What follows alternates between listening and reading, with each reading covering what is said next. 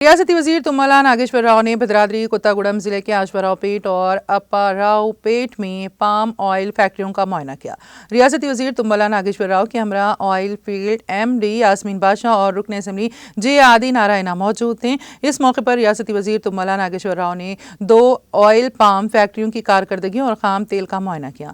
आश्वरावपेट factory में नए तामीरशुदा power plant के कामों का भी मुआयना किया गया। बाद रियासती वजीर तुम्मला नागेश्वर राव ने मीडिया से बात करते हुए कहा कि पाम ऑयल की दुनिया की वाहिद फसल है जो किसान को सबसे ज्यादा मुनाफा देती है।